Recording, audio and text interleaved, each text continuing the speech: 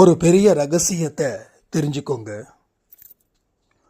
உங்கள் முன் ஒரு உருவம் சில நாட்களில் உங்களுக்கு மட்டுமே தெரியும்.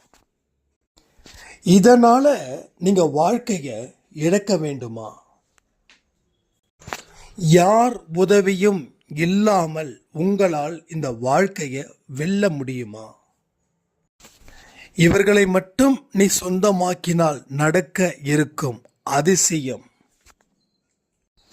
சீட்டு போட்டு குலுக்கி பார்க்கலாமா? இது சரியா, இது தவறா? இதுல சாயப்பாவுடைய பதில் என்ன? 5 அடியில் வெற்றி உள்ளது. எட்டும் தூரத்தில் தான் உங்க சந்தோஷமும் வெற்றியும் இருக்குது. அதை எடுக்க நாம என்ன செய்யணும்? இந்த அன்பே சாய் உங்கள் வாழ்க்கைக்கு எதற்காக உருவாக்கப்பட்டது? இந்த உலகத்தில் இருந்து பிரிஞ்சு நீங்க வாழுங்க. அவரால் ஆசீர்வதிக்கப்பட்டவருக்கு சில தினத்தில் ஒருவர் உங்கள் வீட்டிற்கு முன்னோ இல்லை உங்கள் முன்னோ வந்து நிற்பார். இது சத்தியம்.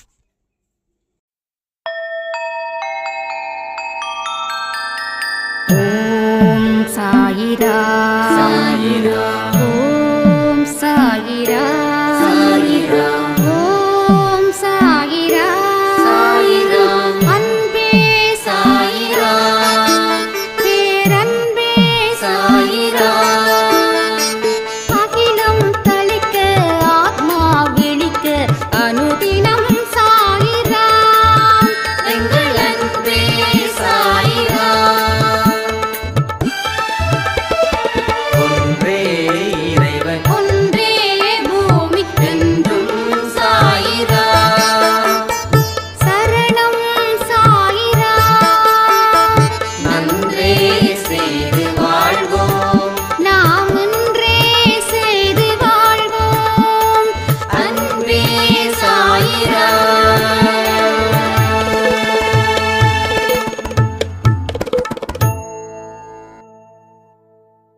சாய்ராம். என் உயிரின் உயிரானவர்களே, அனைவருக்கும் வியாழன் தின வாழ்த்துக்கள். நம்மளுடைய மாற்றம் நமக்கு தெரியாது. நம்மளை சாய்பா எந்த அளவுக்கு மாத்தி இருக்காரு அப்படின்றத நமக்கு நிச்சயமா தெரியாது. ஏன்னா நாம செதுக்கிக்கிட்டு இருக்கோம். நம்மளை ஏற்கனவே பார்த்த உருவம் வேற, நம்மளை செதுக்க செதுக்க செதுக்க பிறர் பார்க்கக்கூடிய உருவமும் வேறு. அந்த உருவத்தை வச்சுதான் சொல்றாங்க நீங்க நிறைய சேஞ்ச் ஆகியிருக்கீங்க அப்படின்னு. இது உங்களுக்கு கிடைச்ச முதல் வெற்றி அன்பே சாய் குடும்பத்தில். அன்பே சாய் குடும்பத்தில் வெற்றி எளிதுன்னு யாரும் நினைக்காதீங்க. ஏன்னா இது மன ரீதியா உளவியல் ரீதியா நீங்க தயார் செய்துகிட்டு இருக்கீங்க, யாருடைய உதவியும் இல்லாம. ரொம்ப கஷ்டம் அன்பே சாயில ஒரு வெற்றி வாய்ப்பை பெறுவது. அந்த வெற்றி வாய்ப்பை நோக்கி நீங்க போயிட்டீங்கன்னா உங்களை வீழ்த்துவது கடினம். நமக்கு எல்லாமே ஒரு விதமான பிராக்டிஸ் தானே. ஸோ சர்க்கஸில் அந்த கூடாரத்துக்குள்ள அந்த பைக்கை எப்படி ஒரு மனுஷனால ஓட்ட முடியும்? ஸோ நானும் தான் பைக் ஓட்டுறேன், நீங்களும் தான் பைக் ஓட்டுறீங்க. ஆனால் சரி, நீ இவ்வளவு தூரம் ஓட்டுறியே, அந்த கூடாரத்துக்குள்ள ஓட்டு அப்படின்னு சொன்னால் நாம் அந்த பைக்கை கூடாரத்துக்குள்ளே ஓட்ட முடியுமா? அப்போ அவங்க ஓட்டுறாங்கன்னா அவங்களுக்கு அந்த பயிற்சி நமக்கும் இருந்துச்சுன்னா அவங்கள விட நம்ம சிறப்பாக ஓட்டுவோம் இல்லையா? அப்போ எல்லோருடைய வாழ்க்கையை காட்டிலும் நாம சிறப்பா ஒரு வாழ்க்கையை நம்மால வாழ முடியும். உனக்கு தேவையான பகுதிகளை வச்சுக்கிட்டு தேவையில்லாத பகுதிகளை வெட்டி எறிகிறது தானே சிறந்தது. அந்த தேவையில்லாத பகுதிகளை வெட்டி எறிவதுன்றது அவ்வளவு சுலபம் இல்லை. ஏன்னா அந்த தேவையில்லாத பகுதிகள் தான் நம்ம வாழ்க்கையில சந்தோஷத்தையும், நம்ம வாழ்க்கையில இன்பத்தையும், நம்ம வாழ்க்கையில சிற்றின்பத்தையும் கொடுக்கக்கூடிய பகுதியாக இருக்குது. மனுஷன் அந்த தேவையில்லாத பகுதிகளை வச்சுதான் இன்னைக்கு வரைக்கும் சந்தோஷமா சிரிக்கிறான். ஆனா இந்த தேவையில்லாத பகுதிகள் தான் வாழ்க்கையில பெரும் பிரச்சனையை கொடுக்க போகுது அப்படின்னு சொன்னா கூட கொடுத்தா கொடுக்கட்டும், எனக்கு இப்ப இருக்கிற சந்தோஷம்தான் முக்கியம், நான் பின்னாடி வரதை பத்தி கவலைப்படல அப்படின்னு முன்னாடி பேசுறான். ஆனா பின்னாடி வந்ததுக்கு அப்புறம் ஏண்டா இந்த பகுதிகளை நாம வச்சுக்கிட்டோம், இதை வெட்டி எரிஞ்சிருக்கலாமே அப்படின்னும் அவனுக்கு அறிவு அங்க வேலை செய்யுது. ஸோ வேலை செய்ய வேண்டிய நேரத்தில் வேலை செஞ்சிருந்தா பின்னாடி வேலை செய்யாமலே ஒரு அற்புதமான வாழ்க்கையை வாழ்ந்திருக்கலாம். ஆனால் அந்த நேரத்தில் வேலை செய்யல, இந்த நேரத்தில் வேலை செய்யுது. எதை நாம் பழிக்கிறோமோ, எது நமக்கு தேவையில்லைன்னு நினைக்கிறோமோ, அதுவே பின்னாட்களில் அத்தியாவசியமான ஒரு முக்கியமான விஷயமா மாறுது எல்லோருடைய வாழ்க்கையிலையும். நாம் முதுமையை வெறுக்கிறோம் எத்தனை வயசுல? 20-30. ஆனால் நமக்கு 60-70 ஆகும்போது அந்த முதுமை தான் நமக்கு வந்து சேருது. இப்போ வெறுக்க முடியுமா? ஸோ எதெல்லாம் வெறுக்கிறோமோ அது எல்லாம் பிற்காலத்தில் இதை நம்ம இப்படி வெறுத்துட்டோமே அப்படின்ற ஒரு மனக்குமரலும் அழுகையும் நமக்கு பீறிட்டு வருது. ஸோ எல்லோருடைய வாழ்க்கையிலையும் இந்த மாதிரியான விஷயங்கள் தான் நடக்குது. அப்போ எனக்கு தேவையில்லாததை நான் வெட்டி எறிய போறேன் அப்படின்னு நினைக்கிறவங்களும் வெட்டி எறிகிறவங்களுக்கும் எவ்வளவு பெரிய துணிவு, எவ்வளவு பெரிய வீரர்களா இருக்கீங்க. உண்மையிலே சொல்றேன், நான் இங்க எல்லாரையும் உங்களை பெரிய ஒரு போர்க்களத்தில் போர்ல ஈடுபட்டு வெற்றி பெற்ற வீரர்களா நான் இங்க பார்க்கிறேன். இதை எழுதி வச்சுக்கோங்க. உங்க தேகத்தையும் உங்க மனதையும் எந்த அளவுக்கு நீங்க சிறப்பா வச்சிருக்கீங்கன்றத நான் சில பேரோட கமெண்ட்டை வச்சு நான் பார்க்குறேன். இனிமே ஒவ்வொருத்தவங்களுடைய கமெண்ட்டுக்கும், அதாவது தேவைப்படக்கூடிய கமெண்ட்டுக்கும் நான் பதில் சொல்லுவேன். அதனால கமெண்ட் செக்ஷன்ல கவனத்தை வையுங்க. ஒருத்தவங்க ஜெயிச்சிட்டாங்க அப்படின்னா அது உங்களுக்கு கொடுக்கக்கூடிய ஒரு உத்தரவாதம். எப்படி தெரியுமா? ஒரே மனசு, ஒரே குணம், ஒரே விதமான எண்ணம், ஒரே விதமான செயல்கள், இது எல்லாத்துக்கும் ஒன்றா இருக்கும்போது அந்த ஒருத்த ஜெயிக்கிறான் அப்படின்னா நீங்களும் ஜெயிப்பீங்கன்றதுக்காகத்தான். அதனால பிறர் வெற்றியை தன் வெற்றி போல நினைத்து கடவுளுக்கு நன்றி எவன் ஒருவன் செலுத்துகிறானோ அவனுக்கும் அந்த அற்புதத்தை நம் சாயப்பா நிச்சயமாக காட்டுவார். நீங்க கூப்பிட்ட குரலுக்கு சாயப்பா ஓடி வரணும்னு நினைக்கிறீங்க. ஆனா அந்த மனுஷன் ஓடி வராரா? நீங்க அவரோட காதுல வச்சு ஒரு பெரிய ஸ்பீக்கரை வச்சு உங்க பிரச்சனைகளை சொல்லி கத்தினாலும் ஒரு செவிடர் காதுல என்ன சொல்றோமோ அப்படிதானே இவரு இருக்கிறாரு. ஆனா இப்போ நீங்க கூப்பிடாமலே அவர் ஓடி வருவார். எப்பன்னா இந்த மாதிரியான நல்ல கேரக்டர்ஸை நீங்க உருவாக்கணும். இங்க பாருங்க, அன்பே சாய் அப்படின்றது ஒரு பலத்தை நிரூபிக்க, ஒரு உடல் பலத்தை நிரூபிக்க ஜிம்முக்கோ இல்லை அதற்கு தகுந்த மாதிரி உணவு முறைகளையோ உட்கொள்வதற்கோ இல்லை. மன பலத்தை அதிகரிக்க செய்ய வேண்டிய ஒரே விஷயம் நல்ல விஷயத்தை நம்ம சொந்தமாக்கிக்கிறது.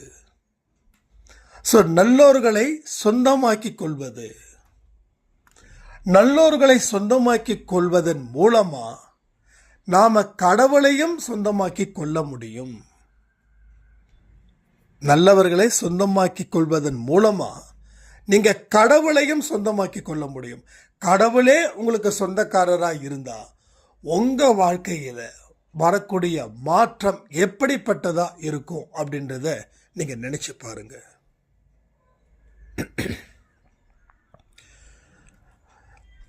ஒரு சில பேருக்கு ஒரு அடியிலையும் சாய்ப்பா இருக்கிறாருன்னு நான் ஃபீல் பண்றேன்றாங்க. உண்மை, இது உண்மை. ஏன் அப்படின்னா, அவர் என்னைக்கு நாம சொந்தமாக்கிக்கிட்டோமோ, என்னைக்கு நல்லவர்கள் எல்லோரும் நீங்க சொந்தமாக்கி கொண்டீர்களோ, அன்னைக்கே ஒரு அடி மட்டும் இல்லை, அந்த அடியை விட இன்னும் என்ன குறைச்சலான ஒரு கேப் இருக்குதோ அந்த இடத்துலையும் அந்த மனுஷன், அதாவது நம்ம சாயப்பா இருக்கிறார். சாய்ப்பாவுக்கு நன்றிகள் சொல்லலாமா? சாய்ப்பாவுக்கு நன்றிகளை மனப்பூர்வமாக சொல்லலாமா? ஒன்னே ஒன்று மட்டும் நீங்கள் சில விஷயத்தை செயல்படுத்துங்க. முதல்ல இந்த கோபத்தை மட்டும் நீங்கள் குறைச்சிடுங்க. இந்த கோபம்தான் நம்ம வாழ்க்கையை முழுவதுமாக அழிக்குது. இந்த கோபத்தின் வெளிப்பாடு சாயப்பா நம்மளை விட்டுட்டு வெளியேறுகிறார்.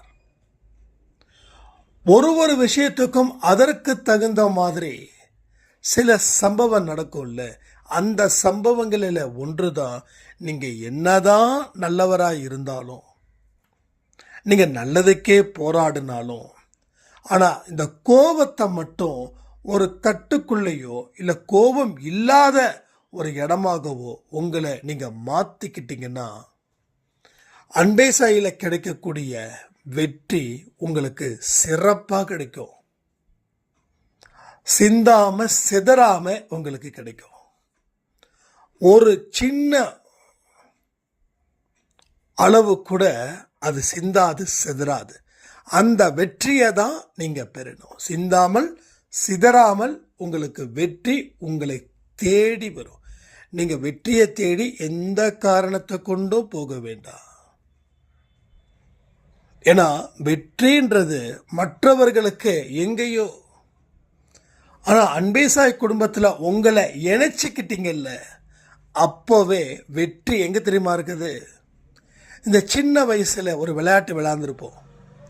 கண்களை கட்டி நான் ஒழிஞ்சுப்பேன், நீ கண்டுபிடிக்கணும் அப்படின்னு. அப்போ தேடுற அளவுல தான் அவங்க இருப்பாங்க இல்லையா? அப்போ தேடுற அளவுல அவங்க இருக்கிறாங்கன்னா அவங்கள கண்டுபிடிச்சிடலாம். அதே போலதான் தேடுகிற அளவுல தான் உங்க சந்தோஷம், உங்க நிம்மதி, உங்க வெற்றி, உங்க பதவி, உங்க பொருள், உங்க உறவு எல்லாமே இருக்கு. ஸோ அதை நீங்க எளிதில் பெறுவதற்கு அன்பேசாயில சொல்லக்கூடிய அத்தனை விஷயத்தையும் சொந்தமாக்கி கொள்ளும்போது உங்களுக்கு எல்லாமே கிடைக்கும். நான் நியாயத்தோட தானே போராடுறேன், கோபம் வருவது இயற்கை தானே, இது பலர் வைக்கக்கூடிய வாதம். நீங்க நியாயத்தோட போராடும் போது கோபமே வரக்கூடாது. ஏன்னா நீங்க உங்க சுயநலனுக்காக நீங்க போராடுறீங்கன்னு அர்த்தம். அப்ப கோபம் வருதுன்னா உங்க சுயநலத்தின் அடிப்படையில் அங்க போராட்டம் இருக்குது. அந்த போராட்டத்தில் தோல்வி கிடைக்கும் போது நீங்க சீறி பாயக்கூடிய சிறுத்தையா மாறுறீங்க. சிறுத்தையால யாருக்காவது லாபம் இருக்கா? எல்லோருடைய உயிருக்கும் அச்சுறுத்தலை அந்த சிறுத்தை கொடுக்குது. ஸோ நியாயமான வழியில போராட்டம், அது சுயநலம் இல்லாத போராட்டமா இருந்துச்சுன்னா நிச்சயமா சொல்றேன், உங்க வாழ்க்கையில எதை பத்தியும் நீங்க கவலைப்பட மாட்டீங்க. ஏன் கோபமே இல்லாத ஒரு வாழ்க்கையை அது உங்களுக்கு கொடுக்கும். இப்போ நேற்று ஒரு மனசு கஷ்டப்படக்கூடிய ஒரு விஷயம், நம்ம நல்லக்கண்ணு ஐயா அவர்கள் இறந்தது. அவரை பற்றி நமக்கு இந்த அரசியலை பற்றி நிறைய ரொம்ப பிடிக்கும். நிறைய அவரை பற்றி நான் தெரிஞ்சிருக்கேன். ரொம்ப எளிமையானவர், கரைப்படியாத கைக்கு சொந்தக்காரர். ஸோ அவ்வளவு பெரிய ஒரு நல்ல ஒரு பர்சன். ஸோ இந்த உலகத்தில் இந்த இடத்துல ஊழல் இல்லாத ஒரு மனுஷனா அவரை பார்க்கறது பெரிய விஷயமா இருக்குது. பல நூற்றாண்டுகளுக்கு முன்னாடி வேணா நாம் பார்த்துருக்கலாம், ஆனால் இந்த நூற்றாண்டில் அதற்கு வாய்ப்பே இல்லை. ஆனால் அப்படியும் ஒரு மனுஷன் இருக்கிறாருன்னா ஏன் நம்மளால் இருக்க முடியாது? அவர் எந்த இடத்துலையும் கோவப்பட்ட மாதிரி எனக்கு ஒன்றும் தெரியல. ஏன்னா அவருடைய போராட்டம் சுயநலம் இல்லாமல் இருந்தது. சுயநலத்தோட போராட்டம் இருந்துச்சுன்னா நல்ல சொத்து சேர்த்து வச்சுருப்பார், கையில் 4 காசு பார்த்துருப்பார். அப்போ அது கிடைக்கலன்னா அவர் பல பேருக்கு தொந்தரவையும் கொடுத்துருப்பார். ஆனால் அவர் அந்த ஆன்மா, நல்ல ஆன்மா, யாருக்கும் எந்த தொந்தரவையும் கொடுக்கல. இதை ஒத்துக்கிறீங்களா இல்லையா? எத்தனை பேருக்கு தெரியும்? அப்போது அதே போல் இதுக்கு முன்னாடி வாழ்ந்த ஒரு மகான் அப்துல் கலாம் ஐயா அவர்கள். ஸோ யோசிச்சு பாருங்களேன், அவங்க எங்கேயாவது கோபப்பட்டாங்களா? எங்கேயாவது துன்பம் இருந்ததா? அப்துல் கலாம் அவர்கள் வந்து பேசிக்கிட்டு இருக்கும்போதே உயிர் போச்சு. இந்த யோகி அப்படின்னு சொல்லி ஒரு புக்கு நான் படிச்சிருக்கேன். அங்கேயும் அவரும் அப்படிதான். அவர் சொல்லிட்டே உயிரை விட்டார். இன்னும் கொஞ்ச நேரத்தில் நான் பேசுவேன், அதுக்கப்புறம் என்னோட உயிர் போகும். அப்போது எந்த அளவுக்கு இந்த காலத்துலேயும் அது நாம் வாழ்ந்த காலத்துலேயும் அவங்க இருக்கிறாங்கன்னு நினச்சி பாருங்க. சில பேர் சொல்லுவாங்க, இந்த உலகத்தில் அப்படி வாழ்ந்துட முடியுமா? வாழ்ந்துட முடியும், ஆனால் உங்களுக்கு வாழ விருப்பம் இல்லை அப்படின்றதுக்காக நீங்கள் உலகத்து மேலே பழிய சமத்தி போடுறீங்களா இல்லையா? நான் வந்து ஒரு சாய்ராம் கிட்ட பேசும்போது நான் சொல்கிறேன், இந்த ஒழுக்கம் ரொம்ப முக்கியம், உண்மை ரொம்ப முக்கியம். தொழில் பண்ணும்போது கலப்படம் இல்லாமல் தொழில் செய்யுங்க. லாபத்தை வைக்கும்போது கூட தர்மத்தின் அடிப்படையில் லாபத்தை வையுங்க அப்படின்னு சொல்லும்போது சொல்கிறாங்க, இந்த காலத்தில் இது எப்படிங்க சாத்தியமாகும்? எல்லோரும் போய் பேசும்போது, எல்லோரும் பொருளில் கலப்படம் செய்யும்போது நான் மட்டும் எப்படிங்க பண்ண முடியும் அப்படின்னு.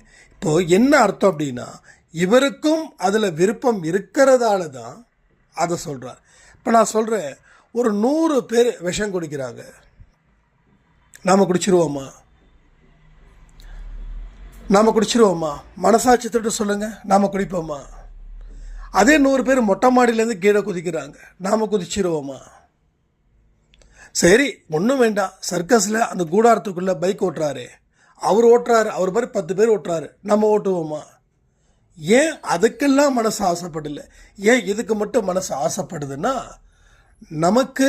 நமக்கு ஒழுக்கமாக வாழ பிடிக்கல. அப்போ ஒழுக்கமாக வாழுன்னு சொன்னால் ஒழுக்கமாக எப்படி வாழ முடியும் அப்படின்ற கேள்வி இருக்குது. ஸோ என்றைக்குமே உலகத்தில் இருந்து நீங்கள் உங்களை பிரிச்சுக்க முயற்சி பண்ணுங்க. உலகம் போகிற வழி வேற, நான் என்ன நோக்கி போகிற வழி வேற. நான் எனக்குள்ள ஒருவன் இருக்கிறான், அவன் எனக்கு வழிகாட்டியா செயல்படுவான்னு எத்தனை பேர் நினைக்கிறீங்களோ அத்தனை பேருக்கும் வெற்றி வசப்படும். ஸோ கோபங்கள் கூட இதனால தான் ப்ராப்ளம் ஆகுது. ஸோ ஒரு மனுஷன் மேலே கோவப்படுறீங்கன்னா உங்களுடைய சுயநலம் அந்த இடத்துல இருக்குது. இருக்கிறதால தான் நீங்கள் மனிதர்கள் மேலே கோபத்தை அள்ளி வீசுறீங்க. அது பொதுநலமாக்கப்பட்டுச்சுன்னா கோபமே இல்லைங்க. எத்தனையோ கம்பெனியில் இன்டர்வியூக்கு போகிறீங்க, அப்போ வந்து நிறைய ஃபெயிலியர் கிடைக்குது, அப்போ நீங்கள் கோவப்படுறீங்க. ஏன்னா அது உங்களுக்கானது, உங்கள் குடும்பத்துக்கானது. நீங்கள் போனால் தான் வருமானம் வரும். அதனால் நீங்கள் என்ன பண்ணுறீங்க, அந்த இன்டர்வியூ எடுக்கிறவங்கள ரொம்ப கேவலப்படுத்திட்டு மனசில் நினைக்கிறீங்க. இப்போ என்ன ஆகும் தெரியுமா? இந்த இடத்துல கூட நீங்கள் பொதுநலமாக யோசிக்கணும். நான் வேலைக்கு போனால் எங்கள் குடும்பத்தை காப்பாற்ற முடியும், கடவுளுடைய விருப்பம் அதுவே இருக்கட்டும் அப்படின்றத போல் ஒரு இன்டர்வியூ அட்டன் பண்ணுங்கள். அடுத்த 5 இன்டர்வியூக்குள்ளே உங்களுக்கு நல்ல வேலை டெஃபினட்டாக கிடைக்கும். ஸோ எமோஷ்னல்ஸ், உணர்ச்சி வசப்படக்கூடிய தன்மை, இது இருக்கிறதால வாழ்க்கையில் யாருமே எந்த உயர்ந்த நிலைக்கும் போகவே முடியாது. இது ஒன்றே ஒவ்வொரு மனுஷனுடைய வாழ்க்கையை அழிக்க வந்த விஷ கிருமிகள். அது உடனே அழிச்சிடாதுங்க, கொஞ்சம் கொஞ்சமாக அழிக்கும், கொஞ்சம் கொஞ்சமாக அழிக்கும். ஒரு இடத்துல நடைப்பிணமாக வாடுவதற்கு அது கொண்டு போய் சேர்த்துடும். அப்போ நம்ம மனசில் ஏகப்பட்ட விஷயங்கள் உதிக்கும், ஆனால் செயல்பட தகுதியில்லாதவர்களாக நம்ம மாறிவிடுவோம். ஸோ உங்களுடைய கோபம் வருது, எனக்கு என்ன பண்ணுறது அப்படின்னா, எல்லாரும் வாட்ஸ்அப்பில் எனக்கு கேட்கக்கூடிய கேள்விகளுக்கு நான் பதிலை சொல்லிட்டேன். கோபம் ஏன் வருதுன்னா, நீங்கள் சுயநலமாக இருக்கிறதால, சுயநலமாக சிந்திக்கிறதால, சுயநலமாக செயல்படுறதால உங்களுக்கு கோபம், எமோஷ்னல் இதில் நீங்கள் மாட்டிக்கிறீங்க. இதில் மாட்டி விழி பிதுங்கி நிற்கிறீங்க. என்ன செய்கிறது, அடுத்தது என்ன செய்கிறது, என்னால் எதுவுமே செய்ய முடியாத அளவுக்கு நான் வீழ்ச்சி அடைந்துட்டேன். இது எல்லாமே கோபத்துடைய எமோஷனலுடைய வெளிப்பாடு. ஒரே விஷயந்தான், எல்லாமே என் சாய்ப்பை பார்த்துப்பார் அப்படின்னு நீங்கள் சொல்லக்கூடிய வார்த்தைகளில் உண்மை இருந்துச்சுன்னா இந்த எமோஷ்னல், இந்த கோபம் டெஃபினட்டாக இருக்காது. அதனால தான் சொல்கிறேன், உங்களை கொஞ்சம் கொஞ்சமாக நீங்கள் செதுக்குறீங்க.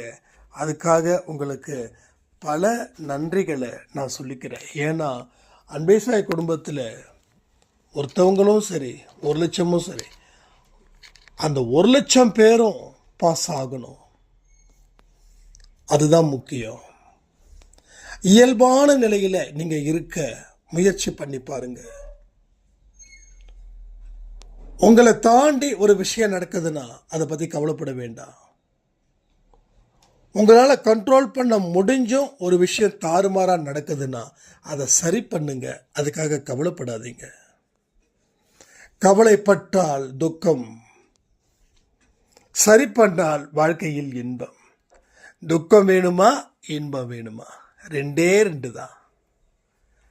ஒரு தட்டில் துக்கம் இருக்குது, ஒரு தட்டில் இன்பம் இருக்குது. இந்த ரெண்டில் எதை நீங்கள் தொட போகிறீங்க?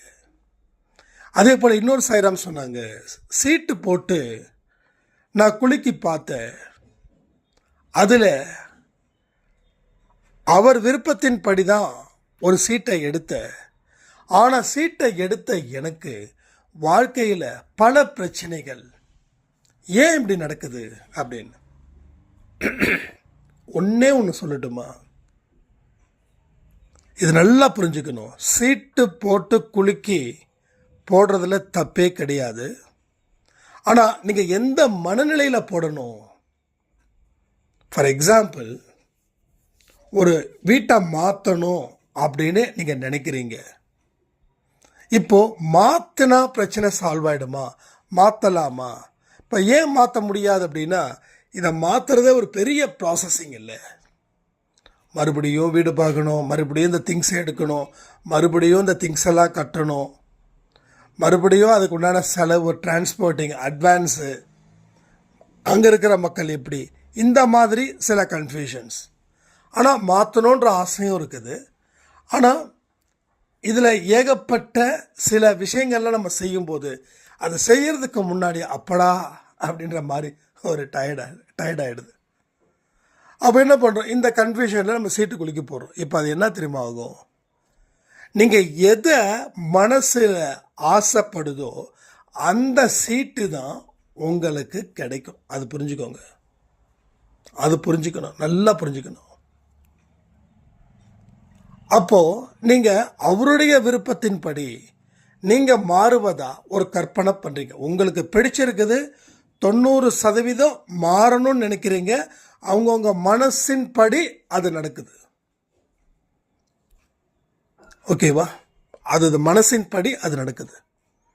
சரி, இதுக்கு அவருக்கும் இதுக்கும் என்ன சம்பந்தம்னா, இதுக்கும் அவருக்கு எந்த சம்பந்தமும் இல்லை.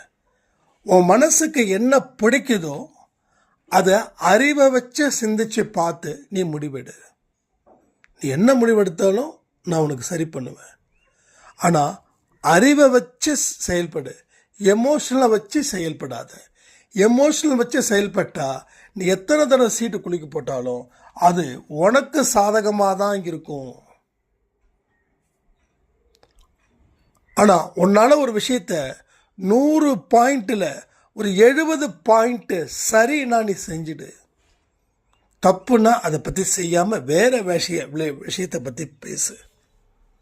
ஒருவேளை எனக்கு இந்த இடத்துல வாழ பிடிக்கல அப்படின்னா நான் ஏதாவது ஒரு கஷ்டத்தை கொடுத்து உன்னை இடம் மாற்ற வைப்பேன். இதெல்லாம் நிறைய நடந்திருக்கு என் லைஃப்லேயே. சில விஷயங்கள் ஒரு ஸ்டேஜுக்கு மேலே போகும், அவுட் ஆஃப் கண்ட்ரோல். அப்போது நம்மளால் என்ன கணிக்கணும் அப்படின்னா, இது கடவுளுக்கு ஏதோ ஒரு விஷயத்துக்காக தான் இந்த மாற்றத்தை அவர் ஏற்படுத்துகிறாரு. அதனால் இந்த மாற்றத்தை நான் செய்கிறது எனக்கு நல்லது. அந்த மாதிரி திங்க் பண்ணணும். ஏன்னா அவர் எல்லா இடத்துலையும் இருந்து பேசுவார். நீங்கள் அவரை பேச வைக்க முயற்சி பண்ண வேண்டாம், அவரே பேசுவார். அப்போ உங்கள் மனநிலையில் டபுள் மைண்டாக இருக்கக்கூடாது, ஒரே மைண்டாக இருக்கணும். இதனால் இந்த மாற்றத்தினால என்ன நடக்கும்? உண்மையிலேயே இந்த மாற்றத்தினால எனக்கு நல்லது நடக்குமா? எஸ். இப்போ நீங்கள் ஒரு வீட்டில் இருக்கீங்க, 4 பேரோட சண்டை, ஏகப்பட்ட குடைச்சல் கொடுக்குறாங்க,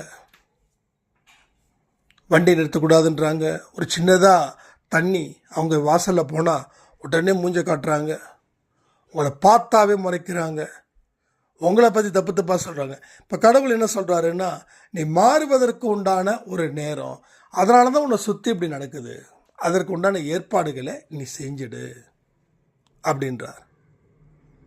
அப்போது இருக்க முடியாத ஒரு சிச்சுவேஷனில் பேப்பரை குலுக்கி போட்டு பார்க்கணுன்ற அவசியமே இல்லை. அந்த இடத்த விட்டு விலகிறது தான் நமக்கு நல்லது. இப்போ இந்த 4 பேர் ஏன் பேசுகிறாங்கன்னா, நம்ம அப்படி நடந்துக்கிட்டதால. ஸோ இனி போகக்கூடிய இடத்துல அந்த மாதிரியான விஷயங்களை நடக்காதது போல பார்த்துக்கிட்டாவே இங்கே எல்லாமே ஒரு சிறப்பான ஒரு வாழ்க்கையை அது அமைச்சு தரும். இதை எல்லாத்தையும் உள்வாங்கி வெளிப்படுத்துங்க. வெளிப்படுத்தும் போது ஒரு அற்புத சக்தி உங்களை வழிநடத்துவதை நீங்கள் கண்ணால் காணலாம். உங்களுக்கு முன்னாடி ஒரு உருவம் இருப்பதையும் நீங்கள் கண்ணால் காணலாம்னு சொல்லி இந்த பதிவை நான் முடிக்கிறேன். ஜெய் சாய்ராம்.